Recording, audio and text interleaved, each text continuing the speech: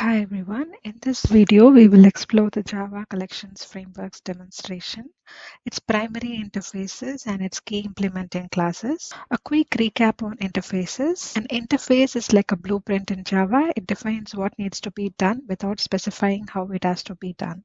Multiple classes can implement an interface, each providing its own version of specified method. In Java Collections Framework, there are several interfaces and classes for storing and processing groups of data objects. The core interface is collection, which has methods for managing groups of objects, and they are extended into set interface, list interface, queue interface, and TQ interface. And there is also separately map interface, which supports key value pairs where keys must be unique. So let's go into the demonstration of list interface first. List, going to add a public method, public static void method, so that inside that we'll be able to add a list and try to print them. A list is the ordered collection like we would have seen it in the previous session. It is useful for maintaining the sequence of elements and provides indexes. Under list interface, we will see the implementing class ArrayList and LinkedList. So to create a list, you will have to begin with list keyword within angular bracket, mention the type of data that your list needs to be handling. I'm going to put list, string list. And for your list keyword to support inside your program, you will have to import util package, java.util package. So import your java.util.list and add a name for your list. So let's say it is going to be a song list. So I'm creating a variable which is song list equals to the new operator, and the class that is implementing the list is ArrayList, which is equal. So I'm calling the constructor of ArrayList class, assigning it to my song list variable, so thus creating an object. Now to add items to the list, I will have to enter the variable which is song list and dot operator, and then add string type of song which is the song name. Let's say it is going to be song 1. Similarly, I can add song 2, and also I can add an optional parameter which is my index to the array list, which is add, and so this is going to be 0 and this is going to be 1. So let's put that into 2 position and add third song. Using print statement, we can print the index of the song. So we can use get method. Let's say song list dot get, and with that you can retrieve the songs based on providing your index number. So for that I'm going to pass the index 2, and we will try to print the song at index 1, and we can use enhanced for loop to print the rest of the items on the entire array list. So mention the string type variable colon and mention your song list. Inside this, try to put your system out.println and mention your string variable which is song. Let's try to run this. So based on the index, we have retrieved the song at index 2, which is the last song number 3, which is added to index 2. So using your get and passing the index number in it, we are able to print the song 3. And for the remaining, we are trying to print the other songs using an enhanced for loop. And if you look at the ordering of this, it is printed according to the order that has been added to it. So your first song is at 0th position, second at 1, and third song is at index 2. So it is maintaining the order and it is printed. Similarly, you will be able to create an linked list, which is mentioning the list variable, string, and song linked list is equals to new linked list constructor. So ArrayList and linked list are your implementing class, and they are trying to refer your list interface via variable.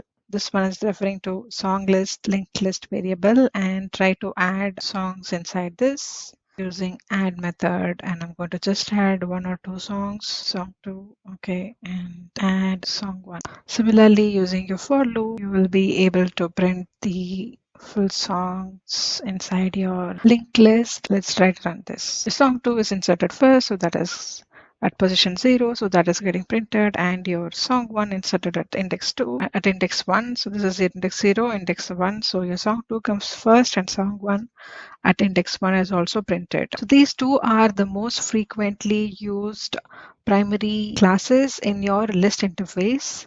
A point to be noted is your array list is same as that of your linked list, with one difference is your array list is made backed by an array. It is efficient for random access and retrieval, and it is going to be expensive when you're going to perform operations like resizing your array list. Whereas in your linked list, since it uses doubly linked list, it is better for frequent insertion and deletion. That is the primary difference on when to use your array list and your linked list. Anything with search operation, you can go directly for array list. Anything with insertion and deletion operation, try to use your linked list. Secondly, next look at your set interface. Set interface also gets extended from collection interface. So in your set, the most primarily used set is your hash set and linked hash set. First, let's see hash set. And in your set, there is no order maintained, and the primary thing to be noted is there is no duplicate added in your set. If you will look at your array list, you will be able to add duplicate entries, but in your set you will not be able to add duplicates entries. I'm also going to do that modification here just to show that we'll be able to add. I'm using third index and I'm trying to add the song 3 again. When we run that, you'll see that in your array list you're able to see that duplicates are allowed. Same song is inserted twice. Now let's see if we can do the same thing in your set collections. So for that, I'm going to start with set interface, pass the string. To use your set, you will have to import your util class. And for this, I'm going to use guest list, because for remembering this is much simpler. We'll not be using the same song list, because you can have a duplicate song list in your playlist, but you will not want to have duplicate contact names in your phone contacts, because it is not necessary to have same person numbers twice. So assume that your set is a good example to be preferred while using a contact list kind of use case. So for this, new create an constructor using your new operator, call the implementing class, which is HashSet. Though they all are extension of collection frameworks, they all support add methods. So using add method, you'll be able to add the data into your guest list. So let's put guest 1, again guest list dot add guest 2, guest list dot add guest 2. I'm going to use for each loop to print this. So string guest list system out dot println, try to print your guest. I'm going to add one more thing as well to see the order, whether the order is maintained and whether it is going to allow you to see the duplicates. So if you look at this, your guest 1 is printed, guest 2 is not printed twice, it is printed only one because the duplicate is not added, and third one is also appearing here. Let's run this again if to see whether it is still printing in the same order. Since maybe we have only 2, there is no rationale why it prints in order or why it doesn't print in order, but generally your set is not maintaining any order in it. Now let's try to check the linked hash set, which is also extending the interface set. So string I guess equals to new linked hash set. And inside that, try to add your guest A1, 2, 3. And for this, I'm gonna try adding my 0, 1, 2. So it doesn't support any indexing to be added in it. And I'm gonna add my 4th guest. Let's check whether how this is going to maintain the insertion order. In the example that we are watching, that it is maintaining for your hash set, it is maintaining your order, though it looks like that, but for your larger data set, there won't be any order maintained. So preferably for maintaining insertion order, you will have to go for linked hash set. And the second reason why people would want to use set interface would be there will not be any duplicates in it. Let's add another guest, which is guest A1, and see whether this is going to be printed. So it is stopping at guest A4. Use your hash set when you wanted fast access without any specific ordering, and try to use linked hash set when you wanted to maintain your insertion order. So generally, list set will be mostly used in your test automation to save your data or retrieve your data. Let's see a simple example of using given queue in this. So your queue interface typically processes elements in first in and first out order based on the priority. So we'll see an example where we are going to use priority queue. So queue interface, I'm going to take a string, and this is used in the applications where like ticketing system where there will be class 1, class 2, class 3 tickets. The priority will be mostly given to class 1 tickets. So tickets and new priority queue. I'm going to add tickets dot add first, tickets dot add second, tickets dot add of third. So in queue, there are different methods. They have poll method and they have peek method. Poll method is to retrieve or fetch the first element of the queue or the element present at the head of the queue. Let's see how it works. System out dot tickets dot poll. So they have to print the one that has went first inside, which should be printing your first data that has got added. So which is printing the first. Similarly, when you do poll, it not just returns the element at the first, it also removes it. Now let's print the poll again. So second time, there is no first element, there is only second element. So second element becomes your first element. And let's see if we can try peek. Peek will only return the first element. I'm gonna comment this and now let's peek again. So when you do peek twice, so that the element is not deleted and it is only retrieved, which is your first element is retrieved from the head.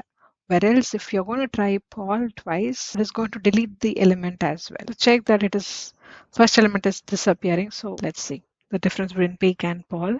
So you have first printed 3 times and then the second time when the poll is coming, there is no first element because your first time retrieval of the poll is also deleting the element. This is the difference between the other interfaces and the queue interface. Queue interface is used for priorities applications. Now we have completed the collections interface and we have the second interface, which is map, and map is nowhere related to your collections interface. This is a separate interface that is also coming under Java collection framework, but not collections interface as in like list, set, or queue. So in map, your map itself is a different data structure which will take 2 pairs of value in it, which is key and value. And the implementation of the map is going to be your HashMap and LinkedHashMap. Mostly for programs in test automation, HashMaps will be used whenever they will need to check for duplicates or to maintain an entry of your data where you will need to maintain the record of your identifier and the values that the identifier can take place. All those things will be applicable when you use map. So for checking map, you will need map interface, and inside map I'm going to call integer comma string. Also point to be noted, you're not passing any primary data type, you're passing integer class, not int type, then string class, not char. So this is something to be noted. You're passing the wrapper classes, which is also one of the reason why collection frameworks itself is created. To support wrapper class, you will be using your collections framework. And I'm going to use my map to call new HashMap. HashMap is your implementing class, and in your map, there is no add method or anything that you have seen in your previous collection because map is a different interface. So in this, you will be having put method, which will do the adding operation, but it is called as put method. So inside put, you will have to put your integer and your value map dot put. When you try to put your second key and try to add same value, this is supported. This duplicate is allowed. Now let's try to add my map with the third value, which is value 2 again.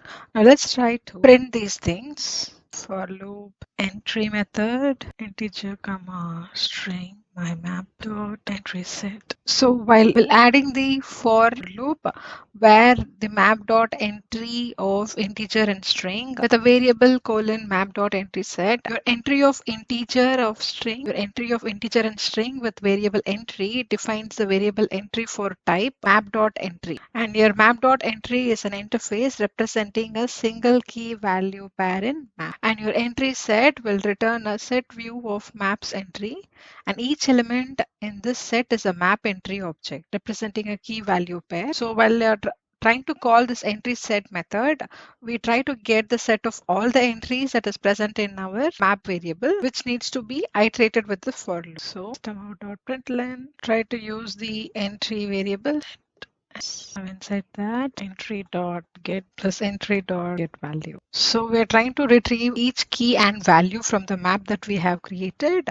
So 1, 2, and 3 has been printing. So if you look at it, value 2 is duplicated. But if you see, the key is different. Now let's try to make the key duplicate and run. When there are duplicate keys, the duplicate one will be ignored. Let's say duplicate key but different value. It will take the latest value, the first one gets ignored. So the difference between like normally retrieving your list variable, set variable, or queue variable is direct using your for each loop, Whereas in case of map, you will have to call the entry set method from your map interface, and this method is going to return a view of everything that is present in your map. Using the entry variable, we are trying to call get key method to take the key values and get value method to take the values from the map variable, and we are trying to print them using the system out.println. So HashMap is the most frequently used map class while using automation. And with this, wrap up with what we saw in this video, which is we use list to order and create duplicate items, and we use set to create unique items. We created a queue to create first in, first out data, and we created map to use unique keys paired with values. Collection frameworks gives you a lot of flexibility depending on your needs, whether you're managing duplicates, maintaining order, or matching keys with values. There's a structure for that. So yeah, thanks for watching, and I hope this makes the collections clearer. Try to do the remove operation in your collections and let me know your output in the comment section. Bye.